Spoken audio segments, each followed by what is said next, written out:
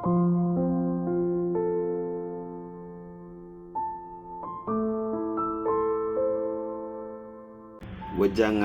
welas asih Tenran Kufo.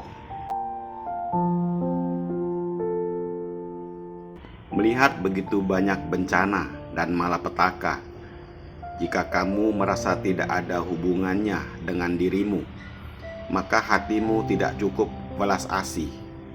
Kekuatan menanggung atau mengemban masih belum mencukupi.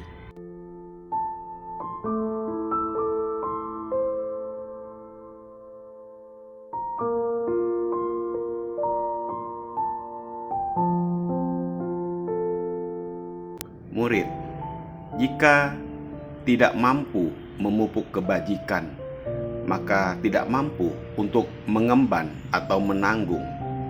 Perkataan di mulut akan menyelamatkan dunia, namun sedikit tindakan kebajikan pun tidak engkau terapkan. Dirimu sendiri saja tidak mampu engkau selamatkan. Lalu bagaimana hendak menolong umat manusia?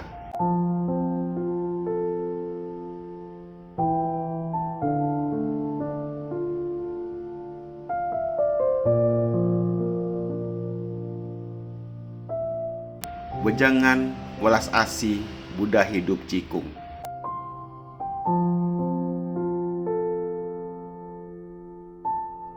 Sangat banyak orang telah kehilangan nyawa di saat bencana datang.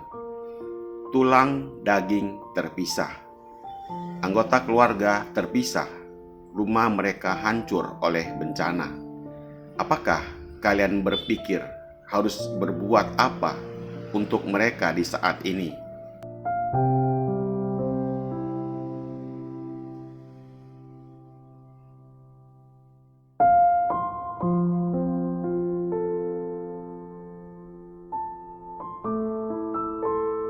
Tahu sangat berharga dan mulia, namun orang yang mengetahuinya sangatlah sedikit.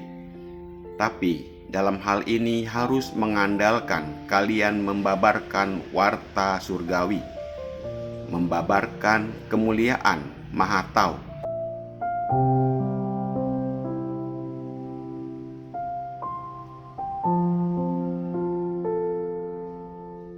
Membabarkan panutan ajaran Nabi suci Konfusius, meneruskan didikan dari berbagai nabi suci, mencapai kesempurnaan. Inilah kewajiban yang harus dijalankan oleh setiap orang.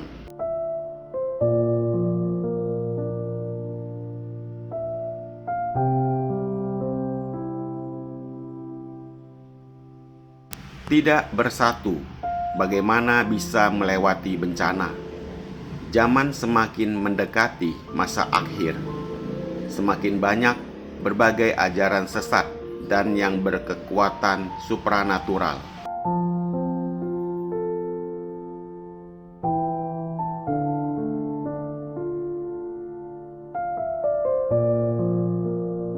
Jika dari atasan hingga bawahan tidak mampu bersatu, masih terus memperdebatkan hal-hal sepele, masih memperdebatkan siapa yang lebih berwenang dan kemenangan.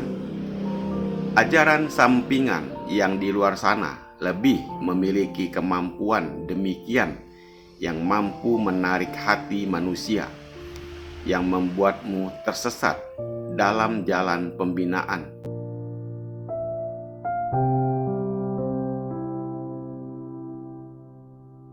Di mana tempat kalian dalam hubungan persatuan antara pendahulu dan umat dalam wadah Tao? Ada terjadi keretakan, maka secara alamiah disitulah iblis memanfaatkan situasi, datang merasuk untuk merusak.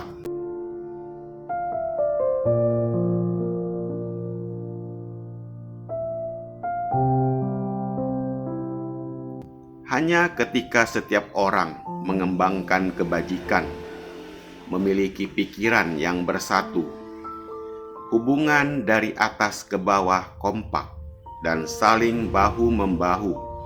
Barulah tidak takut tumbang ditiup angin.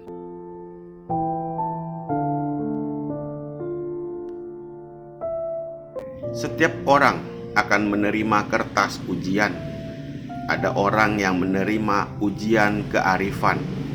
Ada orang yang menerima ujian etika atasan dan bawahan. Ada orang yang menerima ujian hubungan antar sesama pembina.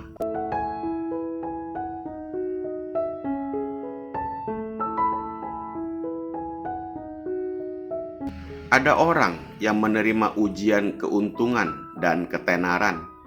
Ada orang yang menerima ujian kekayaan. Ada orang yang menerima ujian hubungan cinta. Dan masih banyak lagi berbagai topik ujian.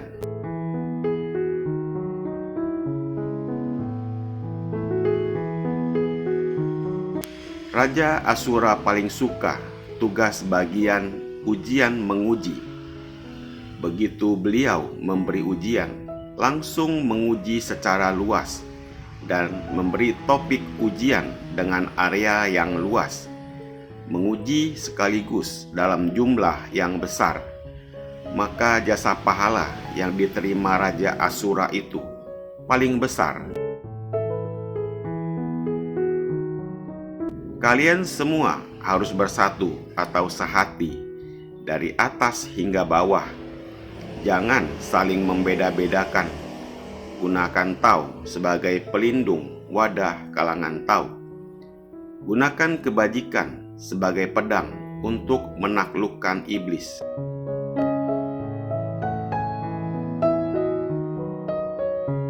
Umat manusia di dunia ada melewati hari festival atau hari perayaan. Dalam membina melaksanakan Tao juga harus melewati semua bencana. Para murid harus waspada dan takut lalai dalam pembinaan. Dikarenakan ada kewaspadaan diri, maka tidak akan mudah melakukan kesalahan. Namun yang ditakutkan hanyalah hati murid menjadi kendur, malas, dan lalai. Dalam aksara Mandarin, Jie berarti festival, dan yang lainnya berarti bencana. Maksud guru adalah cara baca intonasi sama, tapi beda makna. Namun semuanya harus kita lewati.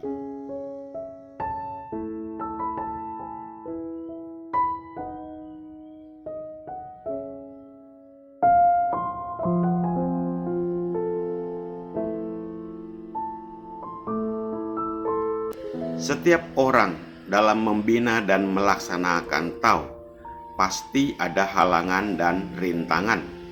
Tapi jika dari awal hingga akhir tidak memajukan diri, maupun di dalam hati penuh dengan amarah dan dendam, ini akan menjadi batu sandunganmu. Juga merupakan titik termudah menerima ujian dan menerima bencana.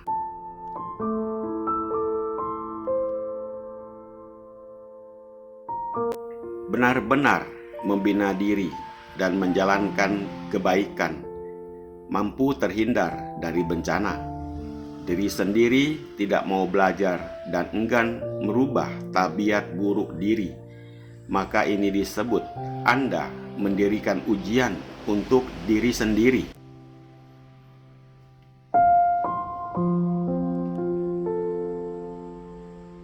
Tidak membina diri dan tidak melaksanakan, maka tidak akan lolos dari ujian.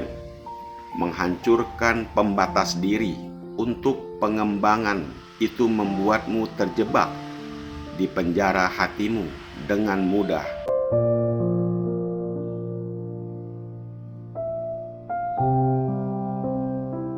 Tips terhindar dari bencana.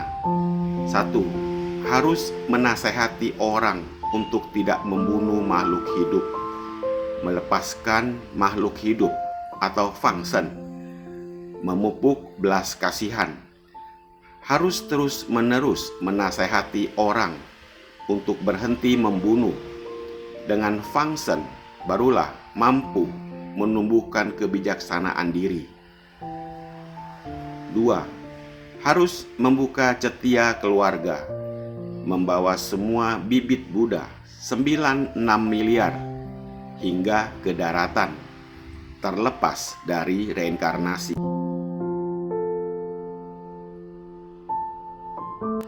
3. Harus sepenuh hati membina dan melatih diri, menjalankan kebaikan untuk memupuk jasa pahala.